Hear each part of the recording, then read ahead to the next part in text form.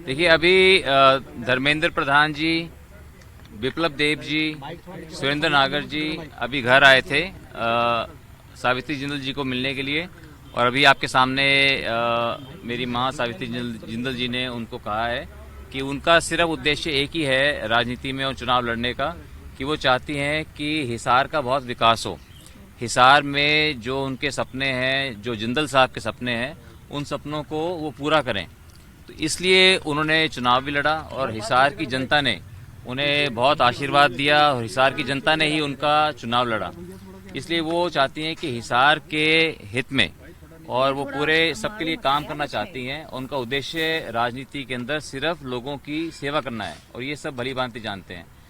तो धर्मेंद्र प्रधान जी ने उनको आश्वस्त किया कि वो भी बिल्कुल जो है हरियाणा सरकार पूरी तरह से उनका काम करेगी, उनका पूरा मान सम्मान होगा और वो अपना आशीर्वाद वो पार्टी को दें, वो सरकार को दें।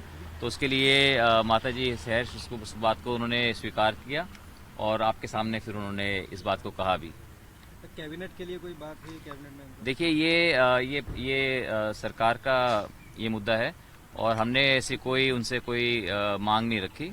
हमने जो है सिर्फ हमने जैसे जो कहा कि हम सिर्फ काम करना चाहते हैं और किसको मंत्री बनाना ये पार्टी का निर्णय होता है और जो भी पार्टी करना चाहे, जो भी माननीय मुख्यमंत्री जी करना चाहेंगे, ये उनका निर्णय होगा। हिसार के विकास के लिए आप चाहेंगे कि वो मंत्री बने? देखिए, ये चाहना है, मेरा चाहना की बात नहीं है, ये बात आप उनसे पूछना। आप सर, कांग्रेस के लोग आज चुनाव आयोग जा रहे हैं, अपनी शिकायतें दर्ज कराएंगे, इस पर क्या कहना है सर आपका? देखिए, वो शिकायतें दर्ज कराना उनका हक बनता है, तो वो उनको जैसा ठीक लगे वो कर सकते हैं। लेकिन हम सब जानते हैं इस बात को कि जहां पर चुनाव जीत रही है कांग्रेस, वहां पर उनको कोई तकलीफ नहीं है और जहां चुनाव हार रही है तो उनको अच्छा नहीं लग रहा कि चुनाव हार क्यों गए। और कोई एग्जिट पोल्स के बेसिस के ऊपर तो कभी भी कोई सरकार नहीं बनती।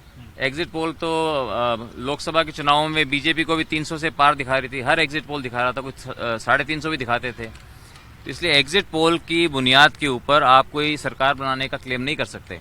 इसलिए मैं समझता हूं कि हरियाणा की जनता ने अपना आशीर्वाद, अपना विश्वास भारतीय जनता पार्टी में दिखाया है, नरेंद्र मोदी जी के नेतृत्व में दिखाया है और मुझे पूरा विश्वास है कि अगले 5 वर्षों के अंदर हरियाणा पूरे देश के अंदर सबसे अग्रिम राज्यों में होगा और पूरे देश के अंदर सबसे पहला राज्य होगा जो कि एक विकसित राज्य बनेगा। ईवीएम का बहाना कांग्रेस ने लगाया। कांग्रेस एंड आम आदमी party had fought the elections together.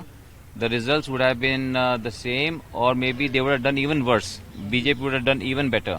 So I don't think that made any difference. Aam Aadmi Party in the whole election, they got around 2 lakh votes. 2 lakh votes in out of 2 point. They did not even get 1% of the population to vote for them. So Aam Aadmi Party has no standing in Haryana, and I think they are losing ground all over the country. And I think in Delhi also, Aam Aadmi Party has lost tremendous ground and credibility. तो मतलब ऐसा जो फैसला है वो दिल्ली में भी देखने को मिलेगा कि हरियाणा की तरह यहाँ भी बीजेपी की सरकार बनेगी, आप ऐसा कुछ कहना चाह रहे हैं? मुझे तो पूरा लगता है कि जिस तरह से हरियाणा और दिल्ली के लोगों में उनके सोचने में करने में कुछ ज्यादा फर्क नहीं है। हरियाणा दिल्ली को 3 तरफ से घेरे हुए है, उत्तर में और पश्चिम में और दक्षिण में। तो इसलिए हरियाणा और दिल्ली में कोई फर्क नहीं है, बहुत आसपास हम लोग रहते हैं, बहुत आना जाना रहता है, बहुत रिश्तेदारियां हैं आपस में। तो इसलिए मुझे लगता है कि इस बार दिल्ली के अंदर भी भारतीय जनता पार्टी का प्रदर्शन बहुत अच्छा होगा, क्योंकि लोग ऊब गए हैं इन बातों से। अब लोग चाहते हैं कि दिल्ली हमारे देश की राजधानी है और दिल्ली के अंदर बहुत विकास करने की आवश्यकता है और माननीय नरेंद्र मोदी जी के नेतृत्व में ही वो विकास संभव है।